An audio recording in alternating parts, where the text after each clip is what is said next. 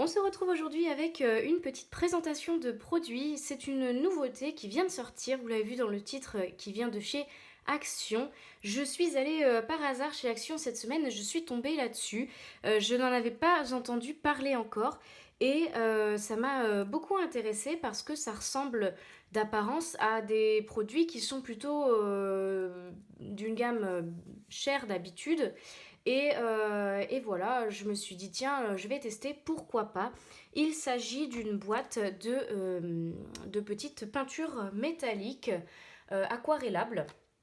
Donc ça me fait penser à toutes ces petites palettes Pearl, je sais plus exactement leur nom, mais il y a Pearl quelque chose dans le titre.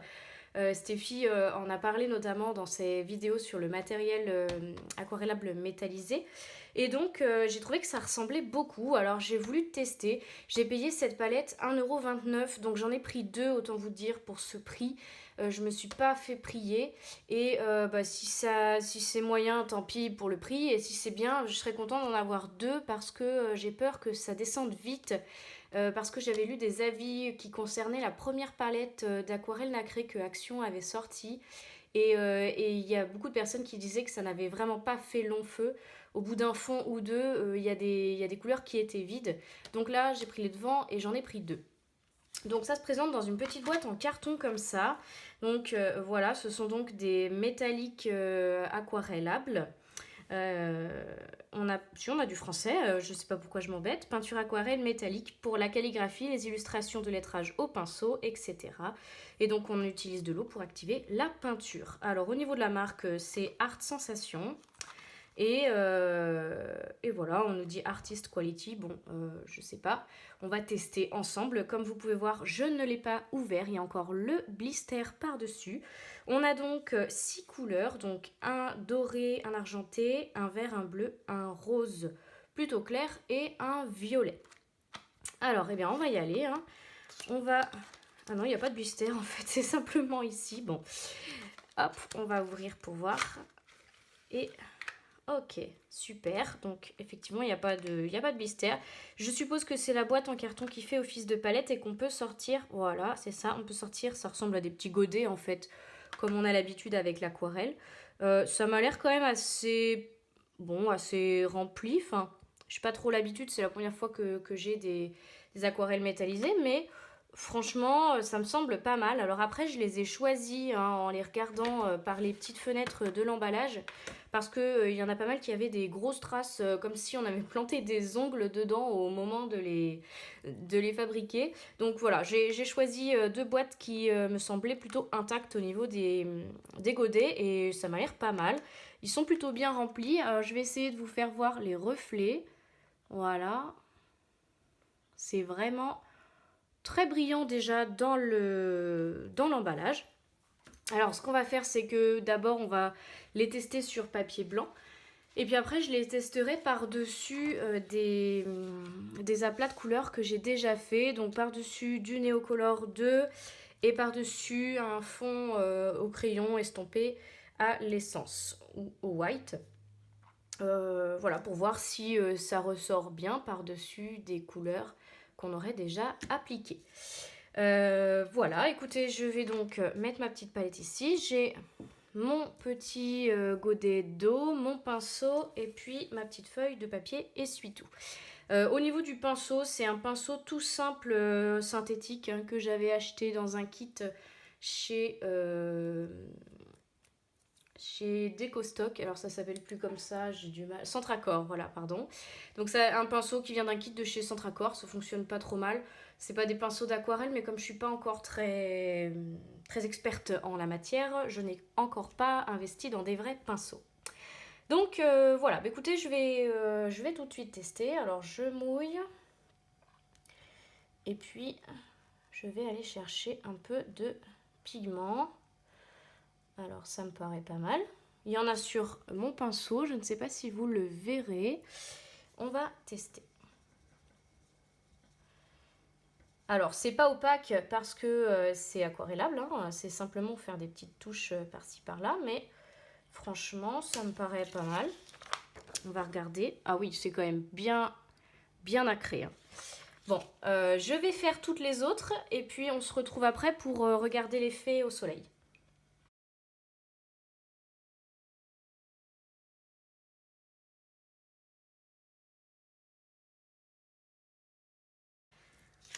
Alors voilà le rendu une fois que donc j'ai tout appliqué.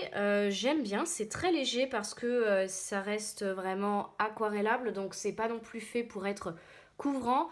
Je pense que ça ne s'utilise pas sur papier blanc pour faire un fond tel quel ou simplement pour faire des effets par-ci par-là. Mais voilà, ou alors il faut vraiment charger, j'ai pas beaucoup chargé mon pinceau non plus. Peut-être qu'en chargeant beaucoup le pinceau, on peut arriver à faire des petites zones très intenses pour faire peut-être des endroits, des petits bijoux à certains endroits. Mais personnellement, j'ai d'autres matériels pour faire ça. Là, je voulais juste quelque chose qui puisse me donner un effet nacré par-dessus, un fond coloré. Et donc je pense que c'est pas trop mal. Alors voici le rendu. Alors je vais l'incliner pour voir voilà, la réaction au soleil. C'est franchement pas mal du tout, c'est très brillant. J'aime bien. Je ne sais pas ce que vous en pensez, mais les couleurs sont pas mal. L'avantage du rose clair là, c'est qu'il fait presque un petit peu cuivré. Alors après c'est pareil, j'en ai pas mis non plus 3 tonnes, peut-être que quand on en met plus ça fait plus rosé, mais là j'ai plutôt l'impression d'avoir oui, comme quelque chose de un peu rose gold. C'est vraiment pas mal du tout. Je trouve que c'est pas mal et qu'on a à peu près toutes les couleurs dont on pourrait avoir besoin. Voilà, pas trop compliqué à appliquer. Il suffit d'avoir un pinceau quand même bien chargé en eau. Et puis voilà, ça n'a pas du tout creusé mes peintures parce que j'en ai pas pris beaucoup. Hein, mais franchement, d'un premier abord, ça m'a l'air pas mal du tout. Alors ce qu'on va faire, c'est que peut-être que je vais me rapprocher et qu'on va faire le test là de mettre de la couleur sur nos premiers médiums qui ont été utilisés. Alors je vais essayer de bien cadrer pour que vous puissiez voir le tout. Hop, voilà. Alors ce que je vais faire, je vais rajouter peut-être un peu d'argenté et un peu de bleu pour voir donc sur le bleu déjà. Donc là je vous rappelle c'est du crayon de couleur estompée. Alors je vais mettre un peu d'argenté. Je mets quand même pas mal d'eau, hein, parce qu'il ne faut pas non plus... et puis je vais simplement venir voilà, faire des formes très aléatoires, simplement pour déposer un peu de pigment, sans que ce soit lissé. On laisse sécher, je verrai à la fin les résultats au soleil. Là, ce que je vais faire maintenant, c'est que je vais mettre du bleu pour voir aussi le ton sur ton, ce que ça peut donner. Ça m'a l'air d'être pas mal, hein. Après, voilà, c'est pas... faut vraiment le texturer, je pense. Hein, sinon, ça fait des traces. Mais à mon avis, ça peut être pas mal.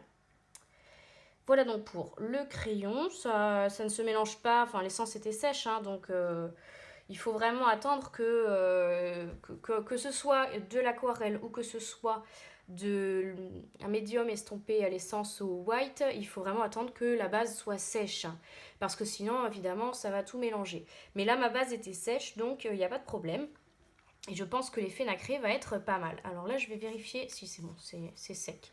Parce que ça je l'ai fait quand même juste avant de vous faire la vidéo, donc j'avais peur que ce ne soit pas sec. Alors là pareil, je vais mettre du doré et puis après je mettrai du vert pour faire le ton sur ton et puis on verra ce que ça donne. Ah, j'aime beaucoup. Ça me fait penser vraiment aux autres. Alors, je peux pas les comparer parce que je les ai pas, mais vraiment celle que Steffi, elle propose dans sa vidéo Pearl iridescente, ou je sais plus comment elle s'appelle, mais c'est vraiment. Je trouve que ça fait le même rendu. Alors, je peux pas trop me rendre compte, mais franchement, j'aime beaucoup. Et je pense que pour agrémenter des fonds, à moindre coût, si vous n'êtes pas expert en aquarelle ou si vous ne voulez pas les utiliser sur tous vos dessins, voilà, vraiment de manière ponctuelle comme moi je pense que je le ferai, ça m'a l'air pas mal. Voilà, alors le vert en ton sur ton, quand on n'a pas les reflets du soleil, on ne le voit pas. Ça vient peut-être aussi des couleurs que j'ai mis en base, je ne sais pas, parce qu'il est vraiment très très pâle. Le bleu, on le voit, hein. On voit pas trop la différence entre le bleu et l'argenté. Là, le doré, il ressort, c'est pas mal, j'aime bien déjà, rien que comme ça. Et alors, on va faire le test de la lumière pour voir. Et ça fait vraiment des bons effets de reflets. Donc il faut bien sûr attendre que ça sèche. Et si on fait ça, je pense évidemment qu'il faut travailler les bords parce que là, c'est très très brut dans la transition. Mais je pense que si on arrive à faire quelque chose de très fumé, ça peut vraiment donner une petite touche très très sympa sur un coloriage. Voilà. Écoutez, je crois que j'ai terminé. Mon bilan sur ce matériel, c'est que eh bien, je suis très agréablement surprise. Je trouve que c'est vraiment pas mal du tout.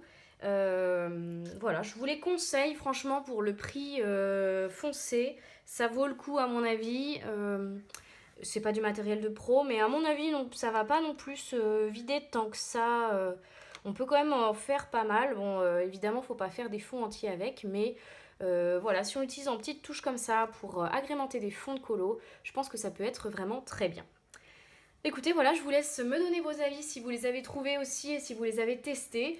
N'hésitez pas à me dire ce que vous en pensez, si vous allez essayer de les acheter ou pas. Et puis, si vous en avez d'autres, des alternatives forcément un peu plus chères, mais peut-être plus pigmentées ou plus diversifiées dans les couleurs. Je sais qu'il y a Paul Rubens qui fait aussi une superbe palette d'aquarelle nacrée. Mais j'ai pas trop envie pour l'instant de dépenser 50 € dans une palette d'aquarelle nacrée. Et puis là, franchement, ça me convient pour ce que je vais en faire. Alors, petite parenthèse, je viens de les tester sur mon coloriage en cours. Et puis, je voulais vous faire part du rendu et de mon avis. Donc voilà, c'était sur un colo dans le dernier livre d'Anna Carlson, Soulmates.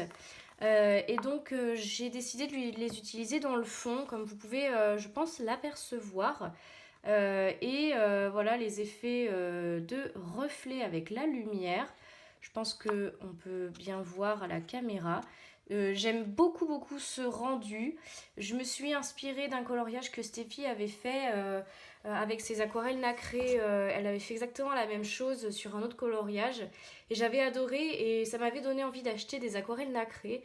J'avais jamais sauté le pas sur les aquarelles, on va dire, onéreuses. Et du coup, là, quand j'ai vu qu'Action faisait ça, j'ai tout de suite pensé à ce coloriage et j'ai tout de suite pensé à les utiliser de cette manière. Donc voilà, j'aime énormément le rendu. Quand on regarde le coloriage sans lumière dessus, on voit quand même qu'il y a des touches dorées à certains endroits et tout se révèle lorsque on expose le coloriage à la lumière.